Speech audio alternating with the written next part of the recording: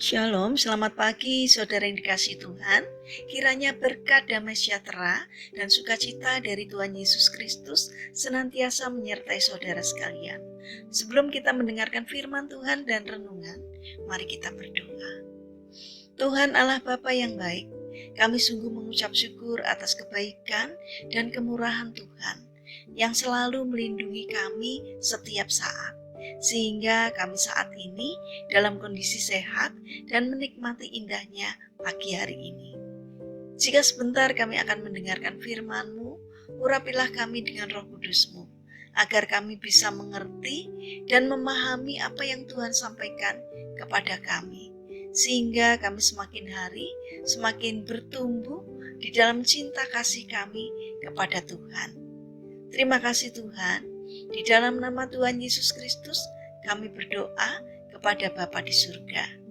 Amin. Saudara yang dikasihi Tuhan, tema renungan pada pagi hari ini adalah pilihan ada di tangan kita.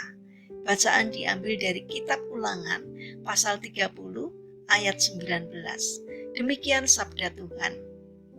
Aku memanggil langit dan bumi menjadi saksi terhadap kamu pada hari ini.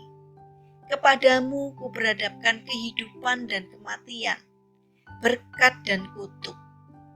Pilihlah kehidupan, supaya engkau hidup, baik engkau maupun keturunanmu.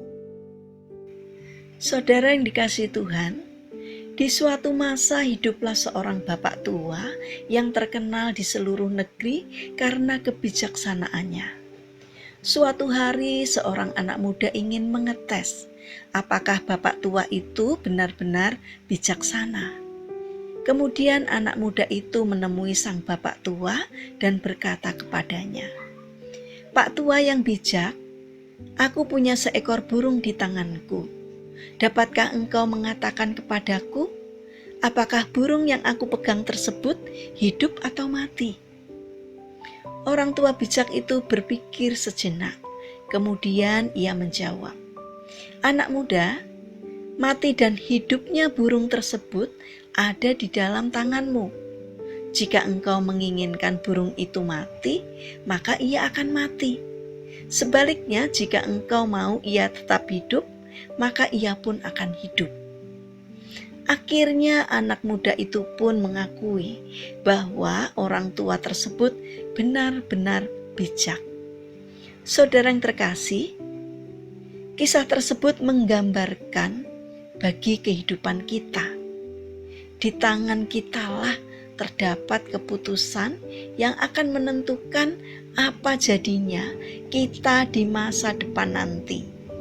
Jika kita memutuskan untuk mematikan harapan-harapan kita atau membiarkan orang lain mematikannya, maka harapan-harapan itu pun akan mati. Jika kita memutuskan untuk tetap menjalani hidup yang bergelimang dosa, maka kita akan menuai kebinasaan kekal karena dosa tersebut. Sebaliknya, jika kita memutuskan untuk membelokkan arah hidup dengan membenahi kekeliruan-kekeliruan dan dosa yang selama ini, maka kehidupan yang lebih baik akan menjadi milik kita. Jika kita memutuskan untuk membiarkan kondisi kerohanian kita menjadi tidak bergairah, maka lama-kelamaan kerohanian kita akan menjadi kering dan akhirnya mati. Tetapi jika kita memutuskan untuk terus bertumbuh dalam iman kepada Yesus, maka kita akan menikmati kehidupan yang diberkati dan kita pun akan menghasilkan buah yang semakin banyak dalam kehidupan kita. Saudara yang terkasih, secara jelas Tuhan memberikan tuntunan kepada kita manusia melalui firman-Nya. Tuntunannya itu berguna baik untuk menjalani kehidupan kita sekarang ini, maupun untuk memasuki kehidupan kekal nanti. Kita tahu apa yang benar dan apa yang salah. Kita tahu apa yang harus kita lakukan untuk menikmati kehidupan yang diberkati. Masalahnya, sekarang keputusan apa yang harus kita ambil? Jangan pernah salahkan orang lain atas keadaan kita sekarang, karena kita sendirilah yang menentukan hidup kita. Saudara yang terkasih, keputusan kitalah yang menentukan kehidupan kita nantinya kita mau menjadi seperti apa. Karena itu, pilihlah jalan yang baik dan benar yang menuju kepada kehidupan. Milikilah hikmat agar dapat memilih dan melakukan yang baik supaya hidup kita diberkati dan kita pun dapat menjadi berkat bagi sesama kita. Mari kita berdoa.